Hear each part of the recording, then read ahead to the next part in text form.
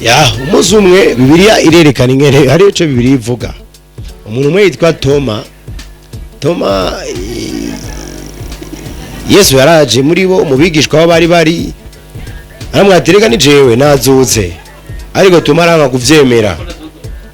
kuvyemera abadi no ntabonye ibikomere ntabonye urubavu nyereka aho bagukubise nyereka inkovu. Ariko Yesu yari ikintu yavuze. Yesu yavuze ngo harahiriwe cyane abizera batarinze kubona. Rero Paulo avuga kandi nguwo naho mutaramubona uwo muramukunda. Yesu ni muzima ariho kandi ahoraho. Uko nukuri kuzuye Yesu azoza. Amen. Data mu izina rya Yesu Kristo, urakoze kubw'ubuntu bwawe, urakoze kubw'imbabazi zawe. Ndagushimiye mu izina rya Yesu Kristo abazora bakino kiganiro, kandi ndagushimiye ko uzokumva ubuzima bwiwe buzohinduka mu izina rya Yesu Kristo. Father, I pray ndasenze mu izina rya Yesu Kristo favere yawe ubuntu bwawe bube kuri no TV kugira ngo kino gikorwa caguke. Bibiliya irambwira ngo ni amatanguro yanyu yoba mato manini mu izina rya Yesu Kristo. Kogwa ndatuye ukororanirwa, ndatuye umugisha, ndatuye favor Yesu Kristo. Amen.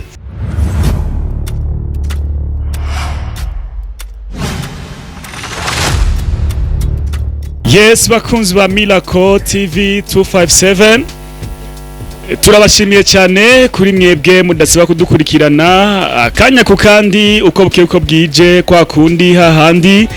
Uyu ni wa mwanya tubazanira amakuru agiye atandukanye muri industry y'umuziki mu Burundi, industry ya cinema mu Burundi. Ariko uyu munsi tuje mu bwiza kandi budasanzwe, tuje mu buryo butandukanye na kwa kundi twahora tubikora, kubera yuko murabona ko imbere ya kamera zacu hariho umutumire, novuga ngo umutumire adasanzwe, umutumire novuga ngo aberewe cyane, ashajije mu buryo bw'igitangaza. Mu kanya gato turamwakira tumenye ninde turi kumwe, tumenye tuza kuganira ku bijyanye n'iki muri kino kiganiro cyacu. Ni Lil Bizga Pass kuri micro, imbere yacu twakira umutumire. Turakwakiriye. Murakoze cyane. Yes, nizera ko mumeze neza. Ya tumeze neza cyane. Yes, umunsi wagenze neza cyane gose. Yes, murashobora kwidondora murakoze abakunzi ba Miracle TV 257. Murakoze cyane, nitwa Pastor Kim Carmel, abasanzwe nkorera ibikorwa vy'Imana ngaye Gitega mwishengero ku musozi w'Imana. Murakoze. Yes, mwavyumvise turi kumwe n'umukozi w'Imana wo mwishengero ku musozi w'Imana hano iwacu mu ntara yacu nziza ya Gitega. Pastor, icyatumye tugutumira, twariyumviriye ku buzima bwa hano iwacu mu gihugu cy'u Burundi, ku buzima ndetse bwa hano iwacu kuri nosi. Ubona ko abantu ba kino gihe babayeho mu buryo butandukanye, bamwe bagiye barahura n'ibibazo bitandukanye.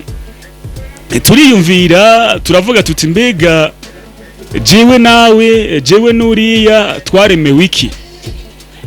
Ugiye kuraba abantu benshi babaye mu ma depression atandukanye.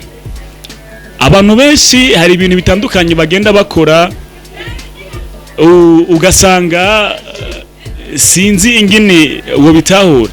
Mbega wewe nk'umukozi w'Imana dukwiye gukora iki kugira ngo bino bihe turiko turajamwo tumenye uburyo dushobora kubibamo? Murakoze cyane. Icambere coco vyerekeye vyo mwako muravuga vy'imihamagaro.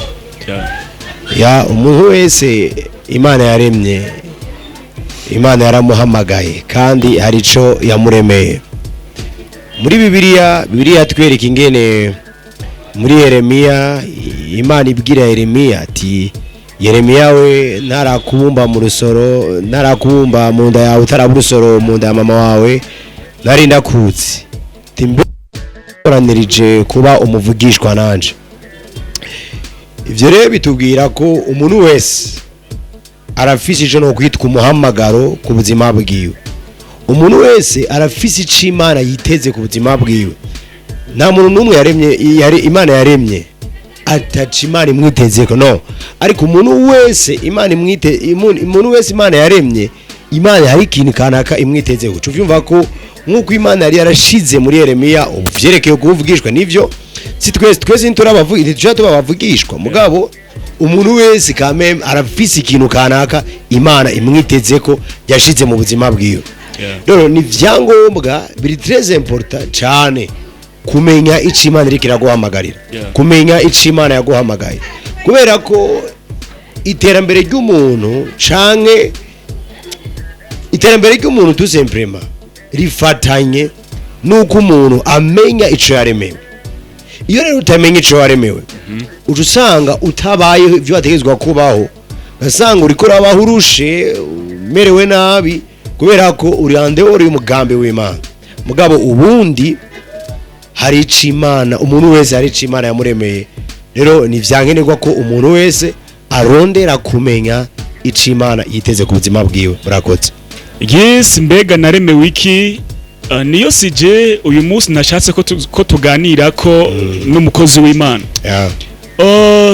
Turabe gato mu buzima bw'abajene ba kino gihe. Abajene ba kino gihe benshi babayeho mu buzima bwo kutikontrola, niko no bivuga. Aho ushobora gusanga abajene ba kino gihe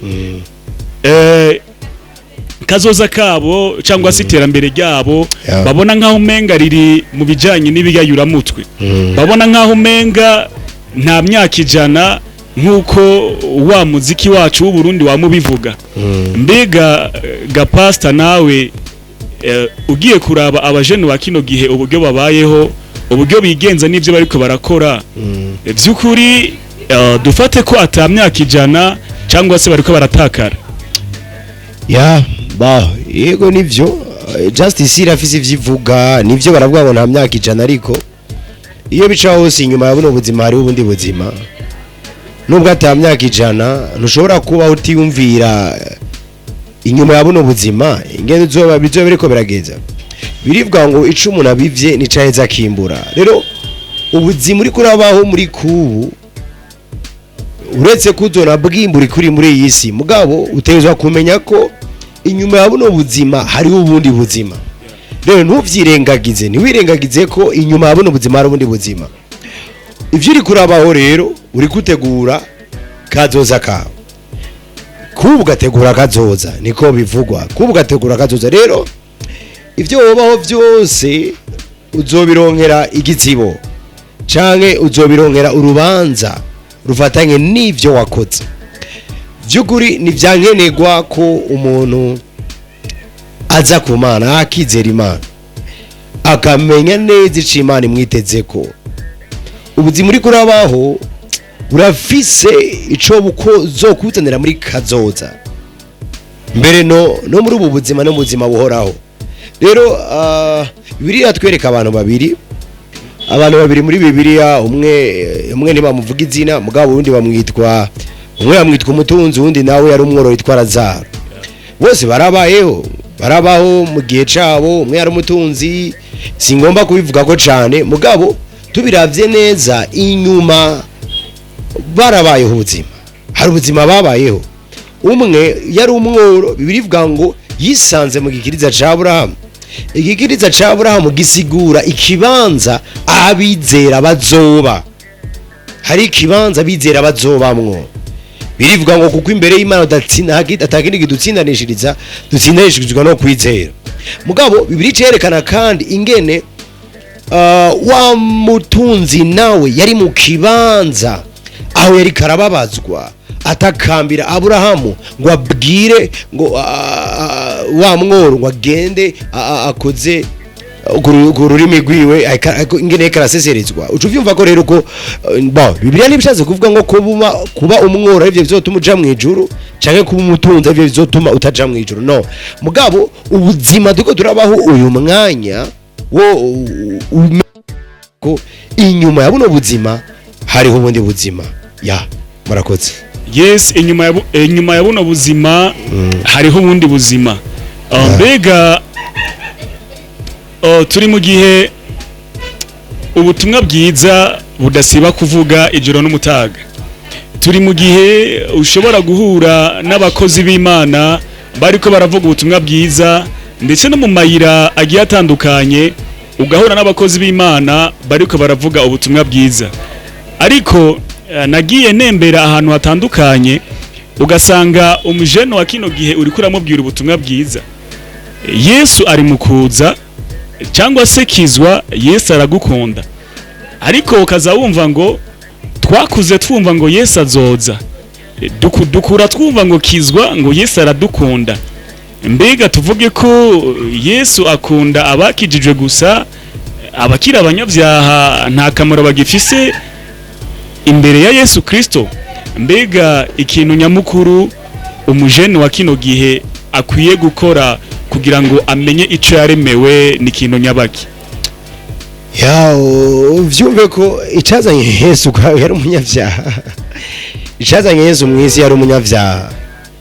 Biribwa ngo icazanye umwana w'umuntu ko ari kugira ngo inama yazimiye itahe. Yesu arerekana mu vyo yagiye arigisha, arerekana gose ingene arerekana cyane ingene umuntu yatakaje intama imwe, ariko yarafise intama 100 mugabo araheba vyose agenda kurondera ya yindi imwe, kandi Bibiliya ivuga ngo aranezerwa cyane arose ya yindi imwe. Icazanye Yesu ni yari umugororotsi, ariko Bibiliya ivuga ngo Imana yatweretse urukundo dukunda uko Kristo yapfiriye umunyavyaha.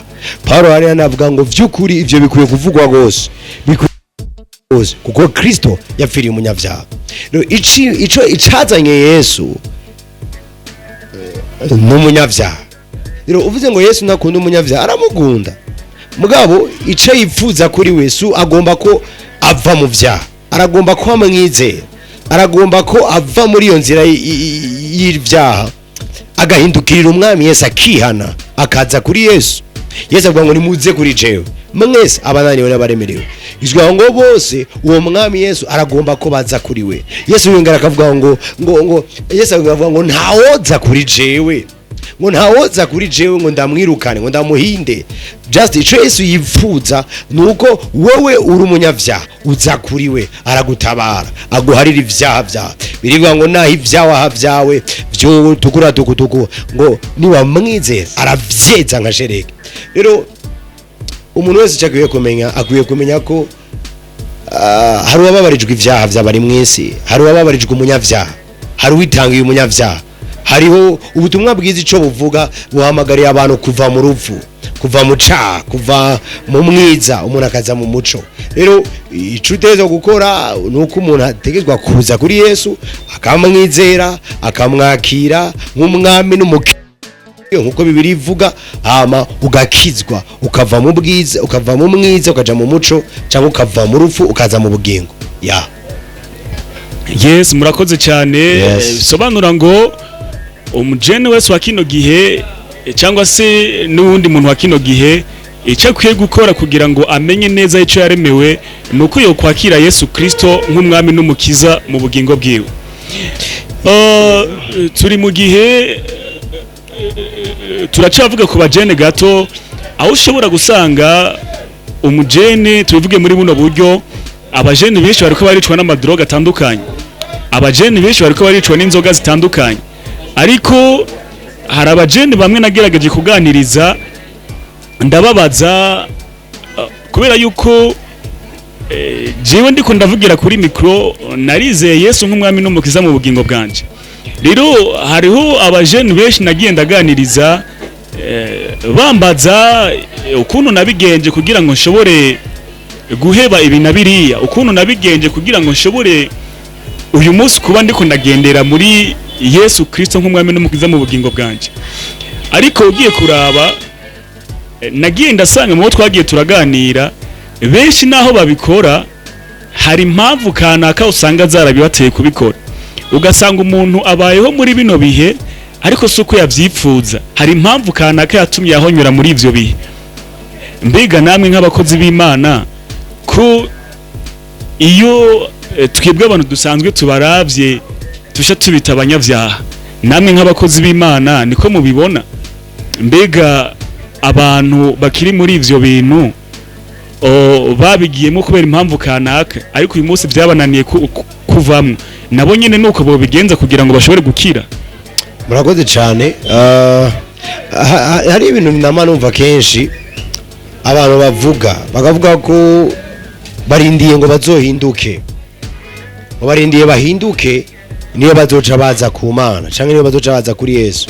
Mugabo buryo umuntu nakeneye umuti kugira ngo yakeneye umuti kubera yakize, ahubwo urwaye arakeneye umuti kugira ngo akire.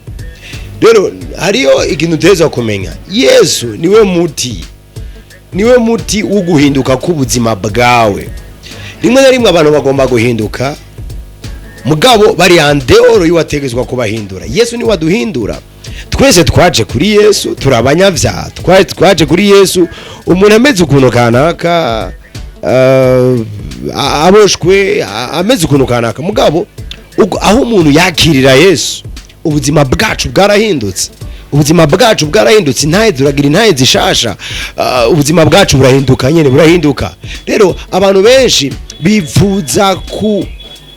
bifuza guhinduka, mugabo badafise ikibahindura. Ni ibicubo umuntu arahinduka indwi, ukwezi, iminsi, mugabo bikaca asubira muri vya bindi. Mugabo umuti nuko Yesu niwe muti. Yesu niwe muti wabonetse utuma ubuzima bw'umuntu buhinduka. Vyukuri andeoro y'umwami wacu Yesu Kristo nta buzima buhari, nta guhinduka ko hari, nta guhimbara Imana ko hari. Birivuga ngo hari Imana imwe, ariko hariho n'umwami umwe, kandi niwe muhuza w'Imana n'abantu, ni Yesu Kristo. Yesu acangura kaza bwa ngo ni ndizera, ukuri n'ubugingo. Rero Yesu niwe muti, niwe kinine, niwe vyose niwe ukeneye. Ava kuhinduka wari ukeneye Yesu kugira ngo aguhindure. Yesu niwe aduhindura akatugira abo Imana ishaka. Merci. Yes, bakunzi ba Miracle TV 257, muri ko muravyumva ko nta wundi muti, nta kindi kintu ukeneye kugira ngo uhinduke, nta kindi kintu ukeneye kugira ngo ubuzima bwawe bugire intumbero kanaka, nuko wakira umuti ari we Yesu nk'umwami n'umukiza mu bugingo bwawe.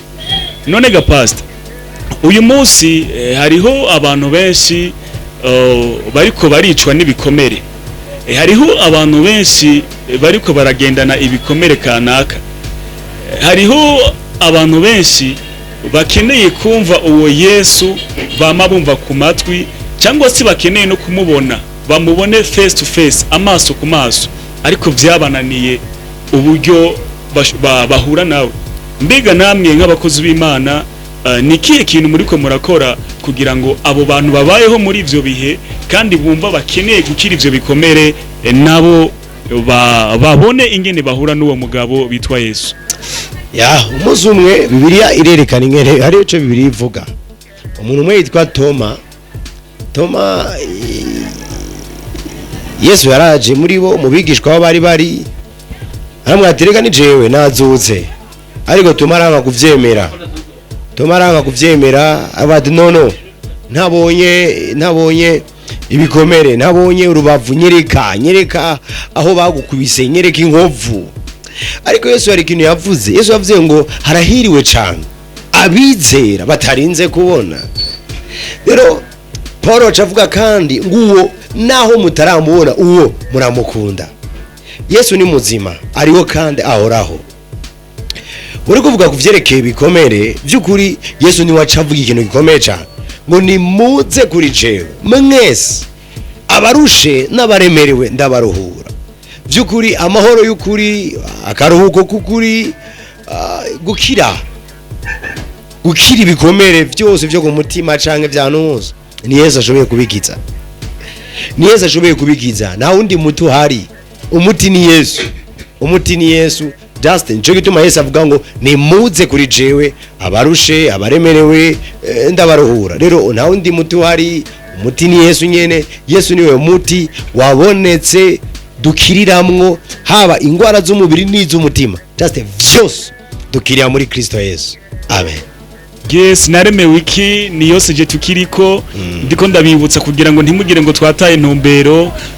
Mbega pastor umuntu agirageje kuvuga ijambo naremewe iki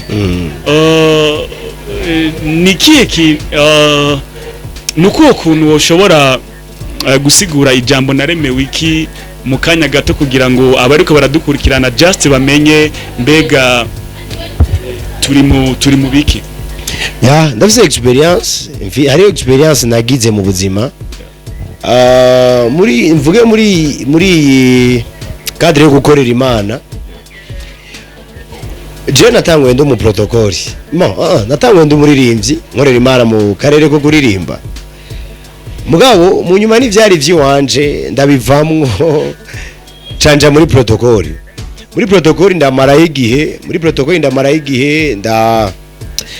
ndakorera Imana muri protocol kandi imeze neza, mugabo mu nyuma nawe nyene sanga sivyo, sanga nyene siho naremewe, tasanga vyukuri naremewe kuvuga ubutumwa bwiza just naremewe kuvuga ubutumwa bwiza. Rero iyo vuga ngo ijambo naremewe iki birasaba kwirondeza ni binyene turiyandoro y'imikorere y'Imana. Urashobora kuja muri business, ukagenda muri business bikanka, ukava muri business ukaja mu gishoferi ugasanga niwe bigenze neza kurusha mu kudandaza. Rero ivyerekeye ku umuhamagaro canke imihamagaro yacu naremewe iki si jambo no bavuga ngo sigure ngo naremewe iki, mugabo umuntu wese arirondeza maka ashitse mu kwitora muco yaremewe. Umuntu rero agerageza ibitandukanye ukava muri iki ukakivamwo, wanke nico gituma namambwira abantu wanke guteba mu bintu biteko biravance, ibintu utari kurabona hamwe faveur y'Imana, ibintu utari kurabona hamwe ubuntu bw'Imana, ivyo bizigura ngo sivyo waremewe. Kimwe mu vyerekana ko uri mu bintu vyawe ni uburyo uri kuratera imbere, uri kubagaragaza uburyo amahoro umunezero uri kurakora n'ivyo bintu biraza kwerekana kwicoke narico waremewe. Rero vyerekeye umuhamagaro umuntu agenda aritora akava muri iki akajaha akava muri ibi agasanga sivyiwe akabivamwo gushika mu nyuma yitoye icaremewe. Merci. Yes, abantu benshi barakunda kuvuga yuko iyo uri umuntu aguma yirondeza mu bintu bitandukanye just ngo uba ufise impwemu yo gutambatamba kandi ari ivyo bishobora gutuma udashika ku ntumbero yawe. Kubera iki ushoboye kubwira abantu ko umuntu ashobora kwirondeza par exemple mu gishoferi akirondeza muri ibikana kabigiye bitandukanye, kandi tumaze kumva neza ko abantu benshi baca bavyita ngo ni impwemu yo gutambatamba. Wewe wabitahuye gute ko kugira ngo umuntu amenye ico yaremewe ashobora kuba yo kwirondeza mu buryo bugiye butandukanye? Ya biravana gutambatamba, sinzi uburyo ubikubwiye ababivuzemwo, mugabo urashobora kuja mu kintu ugasanga sici wawe. Ivyo rero ndavyitwa gutambatamba kuba woja mu kintu ugasanga sici wawe ukakivamwo ukaja mu kindi, c'est très bien, ni ikintu ciza ukureze gutambatamba baba ariko baravuga ndaza ko tari muri iyo sense. Yes, abantu benshi barakunda kuvuga kandi ngo Yesu ari mu kuza. Mbega ivyo navyo uwo bivuga ko iki ko kuva na kera twakuze twumva ngo Yesu azoza, dukura twumva ngo Yesu azoza, dukura twumva ngo ari kurugi araje. Muri Bibiliya haravuga ngo sinzi ko ndavyibuka neza, haravuga ngo ndi kurugi, ibintu nk'ivyo. Mbega ivyo navyo bivuga ko iki ko twakuze twumva kuva kera ngo azoza buhula mu magushika uyu munsi tukaba turi muri azoza, mbega navyo bivuga kuri iki? Uko kuri kuzuye Yesu azoza, kandi hagati yaho naho umuntu atoteba mu kuvuga ngo ntaraza bayivuze kuva kera, mugabo abantu barapfa. Unawe Yesu atobaraza, mugabo uvyumve ko urupfu rushobora kuza, uvyumve rero ko urupfu ruje ni muri iyo sense nyene yuko Yesu yaraje ku buzima bwawe. Rero just ivyo ni ibintu niyo bihagararako, mugabo yinteza kuba amaso ukamenya neza ko nubwo Yesu agitebaganye urupfu rurashoboye kuza, kandi iyo bica hose jena manibaza ko ugupfa k'umuntu nobigeranye n'umunsi wo kuza kwa Yesu, kubera ko iyo umuntu apfuye nubundi inzira yogiyemwo Yesu aje ntihazojamwo. Rero byumve ko niwo bitebako ngo none ngo babivuze kuva kera ngo none uvyumve gushobora gupfa. Ivyo rero ntubigira ikibazo cyuko Yesu ngo atevye cyangwa adatevye, no muguyumvira ubuzima bwawe bwagazoza. Bisobanura ngo Yesu yama yaje ariko nuko twe tutabimenya. Yeah. Pastor, nikiye kintu wovuga ku bajene ba kino gihe bagiriwe ubuntu bwo kumenya Yesu ariko bakaba bariko barafyinata kuri ico kintu c'agaciro bagiriwe ubuntu bwo kuronka, mu gihe hariho abantu benshi bipfuza kugirwa ayo mahigwe ariko batararonka inzira yo gushika muri ayo mahigwe? Murakoze cyane. Yeah. Birivuga ngo ubwami bw'Imana bumeze nk'umuntu yubuze ku itongo, mugango muri iryo tongo hari mu inzahabu, aca agenda ashora ivyo yaravye vyose kugira ngo uri iryo tongo. Je kimwe nibaza ko vy'ukuri buno buzima turimwo, ubwa mbere na mbere nukumenya neza ko n'ubuzima abantu bivuje. Birivuga ngo babibona nk'igisagara, birivuga ngo Abrahamu ngo yaguma abona igisagara imbere yiwe aguma gikurikira, mugabo Bibiri civuga ngo mbere ngo bapfuye bakivyiteze, mugabo ntibigeze babibona. Twe turi mu gihe kidasanzwe, igihe c'agakiza, igihe c'ubuntu, aho agakiza umuntu akakira ku buntu, aho ivyere umuntu bikunda ko acika umwana w'Imana. Bibiri ivuga ngo mu bavyawe n'umugore nta numwe aruta Yohana umubatizi, ariko muto mu bwami bw'Imana aramuruta. Uvyumva rero ko buno buzima turimwo bwo kugendana na Yesu, bwo kwizera Yesu, nibihe bidasanzwe, nibihe umuntu ategezwa gufata au sérieux. Umuntu ategezwa gufata au sérieux. Birivuga ngo ni mwanjanjwe kugakiza, ngo ni mwanjanjwe kugakiza. Rero just numva yene ko umuntu batera intege, umuntu wese yakijijwe akizwe nyene, abibemwo abifetemwo ubuseriye, agendewe abijemwo wese nyene n'inkomezi ziwe zose, kugira ngo vy'ukuri ivyarimwo nyene abibemwo wese. Yeah. Yes, hama pastor, kuba kunzi ba Miracle TV 257 niko TV yacu yitwa. Mbega ni gute abariko baradukurikirana muri kino kiganiro cacu, ni gute wo batahuza Imana mu buzima bwabo? Mbega Imana ifise agaciro kaye mu buzima bwabo? Ni gute wewe nka pasteri utahura Imana mu buzima bwawe, kugira ngo n'abariko baradukurikirana bashobore kumva botahura Imana mu buzima bwabo? Hari gihe tuba mu buzima ugasanga Imana tuyitahura gutandukanye. Nigeze kuganira n'umuntu umwe, ndamubaza impamvu afyinata kugakiza kandi yanjanira kugakiza, kandi ari ikintu cyambere c'agaciro umuntu agira mu buzima, akabaho tuje atekanya kandi afise amahoro yose. Acambaza ngo kubera iki iyi Mana yishura bamwe ariko ntiyishura abandi? Ati senze igihe kinini, nasavye Imana igihe kinini, ariko gushika uyu munsi nta kintu ndaronka. Ati mugabo nguma mbona banaka bamwe twigana na bamwe twicarana baguma bishurwa. Ati none iyo Mana imaziki mu buzima bwanje? Pastor, ni gute wotahuza Imana abariko baradukurikirana? Cyambere coco Imana no muvyeyi, kandi Imana ni rukundo. Mvuze ngo gute notahuza Imana, ingene notahuza abantu Imana? Imana ni nini ya cyane, zinoyivuga muri cadre ngo urumva mugabo mu majambo make Imana ni rukundo. Kuri ivyo ariko ravuga vyerekeye ingere ngo hari umuntu ngo yasanze bamwe barishuwe abandi ntibishuwe, just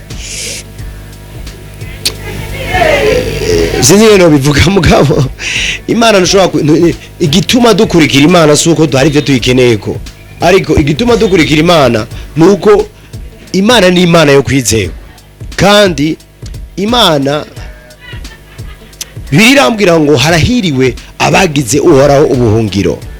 Rero Imana ni Imana yakwishuye, Imana ni Imana itakwishuye. Rero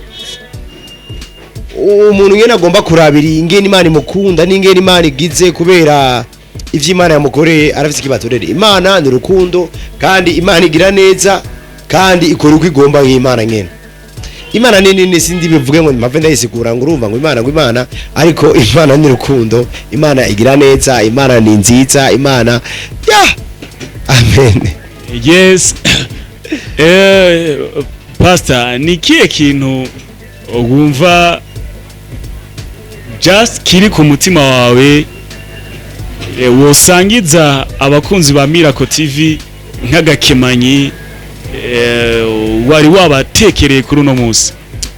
Nibaza ko twavuze vyinshi muri ikiganiro vy'ukuri. Umuntu wese azofata umwanya wo kumviriza kino kiganiro niyumvisha ko azokwakira ikintu gikomeye cyane biciye muri ikiganiro, kuko nizera ko mu Imana azokwigisha benshi. Ariko ejo nababwira umwami abahezegire cyane, abagirire neza by'ukuri. Ndizera ko inyuma yo kumviriza kino kiganiro hazoba intahe ku bantu bose bazocumviriza. Umwami abagirire neza, amen.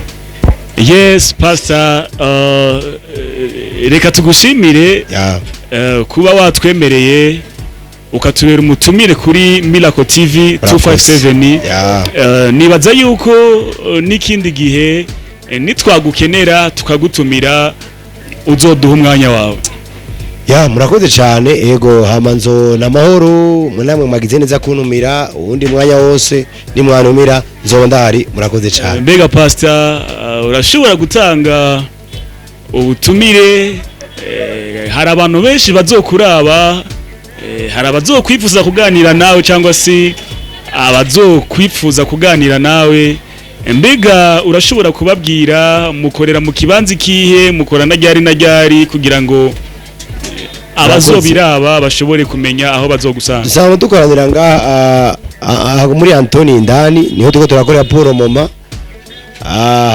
Dukorana iminsi yose kuwa gatatu no kuwa Mungu saa 3, kuwa gatatu 16:30, kuwa Mungu saa 3. Murakoze. Yes Pastor, reka tugushimire cyane. Tunagusabe mu kurangiza ikiganiro cyacu, nubwo twavyibagiye mu gutangura, tuvyibuke mu guheza, turangize ikiganiro cyacu udushira mu maboko y'ibiganza vy'Imana. Amen. Data mu izina rya Yesu Kristo, urakoze kubw'ubuntu bwawe, urakoze kubw'imbabazi zawe. Ndagushimiye mu izina rya Yesu Kristo abazoraba kino kiganiro, kandi ndagushimiye ko uzokumva ubuzima bwiwe buzohinduka mu izina rya Yesu Kristo. Father, I pray, ndasenze mu izina rya Yesu Kristo, favere yawe, ubuntu bwawe bube kuri no TV kugira ngo kino gikorwa caguke. Bibiri irambwira ngo ni amatanguro yanyu yoba mato manini. Mu izina rya Yesu Kristo gikorwa ndatuye ukuroranirwa, ndatuye umugisha, ndatuye favere Yesu Kristo, amen. Yes, bakunzi ba Miracle TV, turabashimiye cyane. Icyo tubasaba mubandanye gukora subscribe cyangwa se s'abonner kuri Miracle TV kugira ngo mubandanye kwironkera amakuru meza, ibiganiro byiza ndetse n'ibindi bigiye bitandukanye. Kuri micro mwari kumwe na Lil Bizga Pass Official, umutumire wacu yari Pastor Kim Karmel. Murakoze cyane, ciao ciao.